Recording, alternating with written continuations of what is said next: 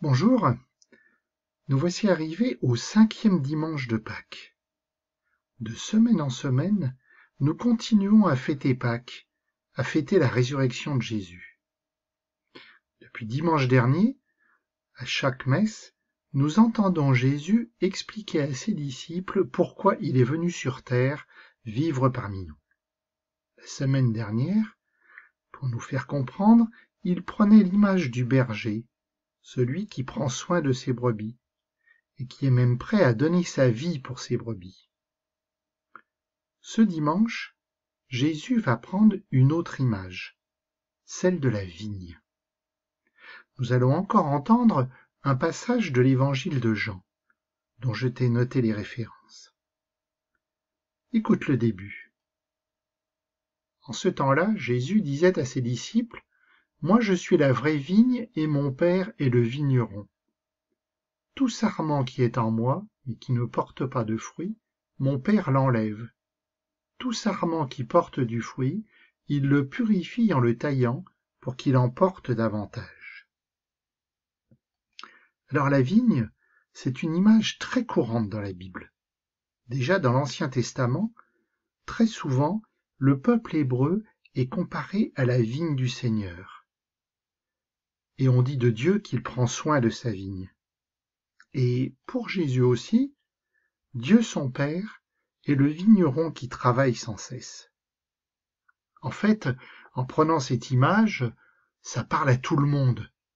À l'époque de Jésus, les gens savaient parfaitement ce qui se passait dans les campagnes. Le vigneron, il est toujours au travail. Pour avoir du fruit, du raisin, il faut qu'il prenne soin en permanence de sa vigne.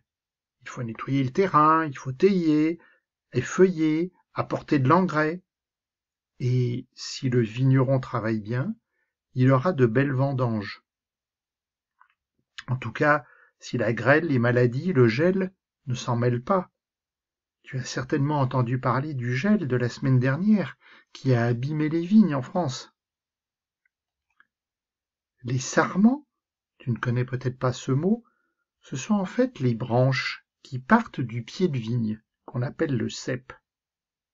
Et tous les vignerons savent que pour avoir de beaux fruits, il faut enlever les vieux sarments, les vieilles branches, qui ne donneront rien, pour bichonner les bons sarments, ceux qui donneront beaucoup de raisins. Finalement, Dieu est un sacré bon vigneron. Mais vous, déjà vous voici purifiés grâce à la parole que je vous ai dite. Demeurez en moi comme moi en vous. De même que le sarment ne peut pas porter de fruit par lui-même s'il ne demeure pas sur la vigne, de même vous non plus si vous ne demeurez pas en moi. Moi je suis la vigne et vous les sarments.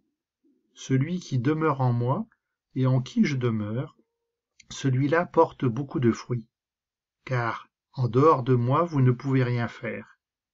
Si quelqu'un ne demeure pas en moi, il est comme le sarment jeté dehors et il se dessèche. Les sarments secs, on les ramasse, on les jette au feu et ils brûlent.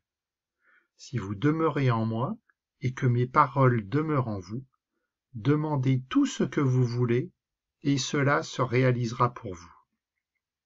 Ce qui fait la gloire de mon Père, c'est que vous portiez beaucoup de fruits et que vous soyez pour moi des disciples. Alors tu as entendu ? 8 fois dans ce passage, Jésus parle de demeurer. Demeurer, c'est rester, résider, habiter. Jésus nous demande de demeurer en lui, c'est-à-dire de faire en sorte que toute notre vie soit avec lui, que nous écoutions sa parole et surtout que nous la mettions en pratique. Et ce qui est le plus drôle, c'est que si nous demeurons en Jésus, eh bien Jésus, lui, demeure en nous. Et Jésus nous dit pourquoi. Dieu, son Père, c'est le vigneron, a-t-il dit. C'est celui qui prend soin. Et Jésus maintenant nous dit que la vigne, c'est lui, et que les sarments, c'est nous. Eh bien oui, si nous accueillons Jésus dans notre vie, si nous sommes à l'écoute de sa parole, finalement nous sommes liés à lui comme les sarments sont liés au cep. Et Jésus va nous expliquer qu'il y a en fait 3 sortes de sarments. Il y a les sarments secs, c'est-à-dire les branches mortes, celles dont on se débarrasse parce qu'elles ne donneront rien. C'est peut-être une image un peu rude pour parler de ceux qui n'écoutent pas la parole de Dieu. Il y a les sarments qui donneront peu de fruits, parce qu'ils reçoivent mal la sève. Ce sont ceux qui ne sont plus en lien vraiment avec le cep. C'est peut-être ceux qui écoutent la parole de Jésus, mais qui finalement n'en font rien dans leur vie.